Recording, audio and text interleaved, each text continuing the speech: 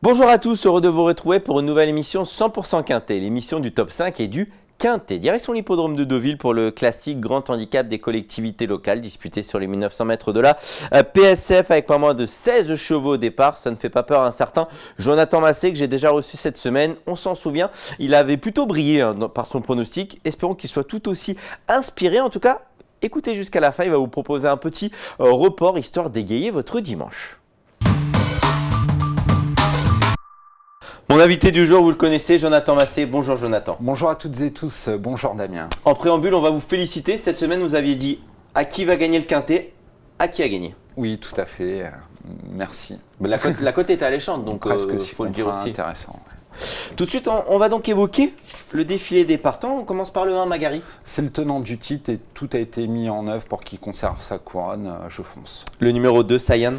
Sa situation au poids est restreinte, je ne lui ai pas fait de place. Le numéro 3, Ficelle du Houlet. Elle travaille sur le sable, mais paradoxalement découvre cette surface avec pour moi de légitimes ambitions. Elle a dû être préparée pour quand même. Tout à fait. Évoquons le numéro 4 qu'on connaît bien, Crépuscule des Dieux. C'est un véritable lion sur la PSF et notamment ce parcours. Sa forme est sûre, sa place est à l'arrivée. J'imagine même Topo avec le 5, Lady Sydney. Ouais, elle fait bien le parcours, sa forme est également bonne. Tous les feux semblent au vert. Le 6, allez Henri. Lui, sa forme est plutôt douteuse et il a tiré le 16 qui peut être rédhibitoire sur ce parcours. J'ai pas la place. On va du coup passer au numéro 7, Ego Dancer qui vient de gagner à ce niveau. Ouais, elle vient de gagner à ce niveau, mais face aux seules femelles, elle affronte les mâles, mais elle est pénalisée, mais je la vois confirmée. Je pense qu'elle arrive à maturité. Exactement, on sent qu'elle progresse toujours. Tout à fait. Le numéro 8, Bidadieu qui va nous faire mordre la poussière. Oui, il manque de repères sur le sable et vient de l'emporter à ce niveau. Avec la pénalisation, je ne le vois pas répéter. Le numéro 9, Amirvan. Il vient de s'imposer avec de la marge dans ce type de tournoi. Il a repris de la fraîcheur et fait bien cette surface, notamment le parcours. Je lui vois une bonne chance. Que dire du numéro 10, Rizzy Shop? Il a été gardé pour ça et moi je l'envisage plutôt en bout de piste, en fin de combinaison. On va dire que c'était un regret, du coup vous avez fait un 3+6. Voilà, 3+6, tout à fait. Ouais. Le numéro 11, Just Chéri. C'est une véritable spécialiste du PSF, je pense qu'elle vaut 3-4 kilos de plus sur cette surface. On fait appel à Pierre-Charles Boudot, la méfiance est de mise. Le numéro 12, c'est Marshall Lessing. Sa marge au poids me semble restreinte et je l'aurais préféré sur 2400 mètres, donc une prochaine fois. Mon préféré maintenant, le 13, El Magnifico. Chacun ses goûts, moi je l'ai mis. Donc il a pu faire ses preuves à ce niveau, il cherche à nouveau sa course en 38 de valeur et devrait très bien faire. Moi je l'ai mis plus pour une 4-5e place, mais c'est une belle chance avant le coup. En tout cas, il porte mes couleurs, ou je porte ses couleurs. Tout à fait, effectivement. On évoquera le 14, Échauffour. Échauffour, il découvre les handicaps à une valeur qui me semble un peu limite, je préfère attendre. 15, Koshenko. Bon, rail. 16, la Lana. Besoin de rassurer, pareil, difficile. Ok, tout de suite, on va parler des bases. Les bases donc, Jonathan, et on commence par le tenant du titre, l'As Magari, vous l'avez dit en préambule, on va le revoir dans ses œuvres.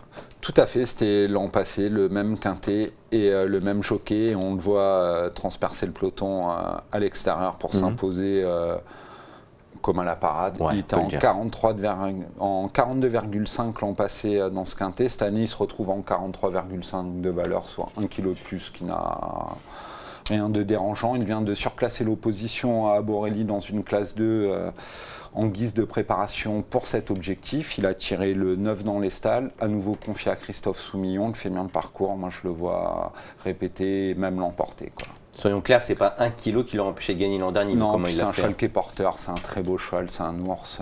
Moi, j'aime beaucoup. Allons-y pour l'ours alors. Évoquons le numéro 5 désormais, Lady Sydney, qu'on va également revoir lors de sa dernière tentative, elle en revanche.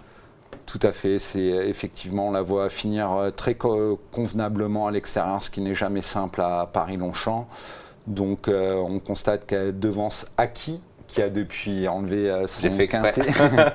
Donc, elle compte 3 succès sur ce parcours, dont un à pareille époque l'an passé. Elle a tiré le 8 dans les stalles de départ. Il va encore tout donner. Je la vois logiquement lutter pour les premières places. Puis tout à l'heure, vous parliez de valeur. Elle a la même valeur qui lui a permis de gagner un quintet en Tout à fait, effectivement, c'est très intéressant.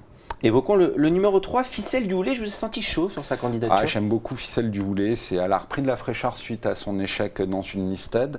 Elle s'entraîne, comme vous avez pu le dire, sur place à Deauville et donc sur le sable. Paradoxalement, elle va découvrir la surface, mais je ne pense pas que ça la dérange. C'est une attentiste. Ouais. Et son numéro de corde extérieure ne devrait pas non plus la déranger. Voilà. Donc la course risque d'être rythmée. Il y a des chevaux pour aller devant et je la vois très bien finir. Et donner chaud à Magari. Attention, peut-être qu'elle vaut quelques kilos de plus sur la PSF, ça peut être la petite découverte. Ça peut être la découverte sympa, quoi. On va évoquer les challengers.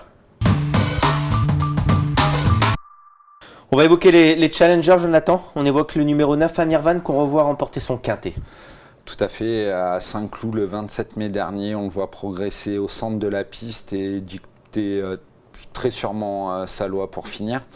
Donc il a été pénalisé de 3 kilos sur cette tentative et n'a pas été revu depuis, donc on peut dire qu'il a repris de la fraîcheur. Il fait bien le tracé et a déjà gagné à une valeur similaire sur le sable. Donc les Vatel à Deauville, ils sont un peu chez eux, ils sont préparés pour ça.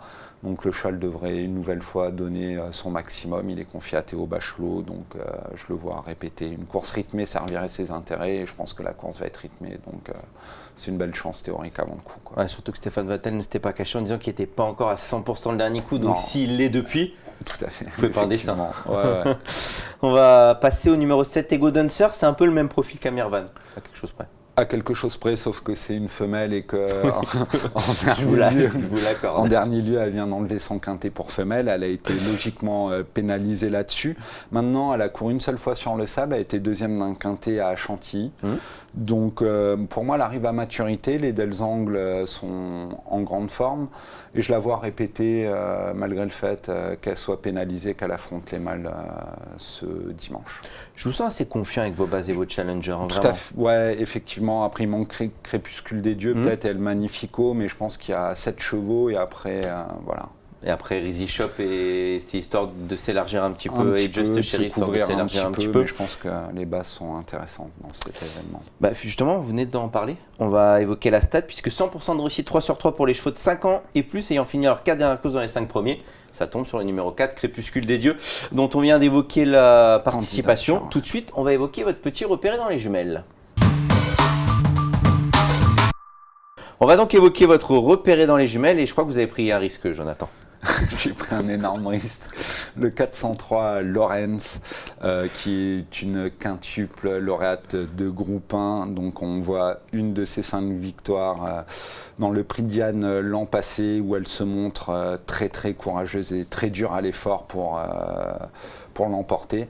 Elle s'est déplacée à 3 reprises sur notre sol, un succès dans le prix de Diane, un succès dans le prix de Saint-Alary, une deuxième place sur cette piste de Deauville dans le prix du Calvados à 2 ans. Donc elle a fait une super entrée à Newbury, deuxième de groupe 1. Là depuis elle s'est classée 6e des Queen Anne Stakes sans démériter. Là elle découvre un engagement sur mesure face aux seules femelles dans ce prix de Rothschild et devrait, sur une distance qu'elle affectionne tout particulièrement, le mile. Moi, je la vois pas battue. Il y a With You à battre, mais je pense qu'elle est un cran au-dessus de With You, quoi. D'accord. Enfin, donc, vous avez l'air assez sûr de vous, même si je vous taquine un peu, mais même si la cote est basse, c'est quand même bon à prendre. Tout à fait, effectivement. Bon bah écoutez, je pense que on envoie tout ce qu'on a mis sur Aki, on le remet sur Lawrence. Ben, on le met aussi sur Magari. L'oubliez pas, quoi. Bon, et moi, j'aime bien les reports, donc faites un report Magari Lawrence et voilà. Ok, bon bah Magari sur Lawrence, c'est noté. En tout cas, Jonathan, ce fut un plaisir. Merci à vous. Merci à vous, c'est toujours un plaisir, Damien. Et moi, j'aurai le plaisir de retrouver Ludovic Cognot. Nous partirons à Clairefontaine pour évoquer le quintet de ce lundi. À bientôt. Courage. Au revoir. Au revoir.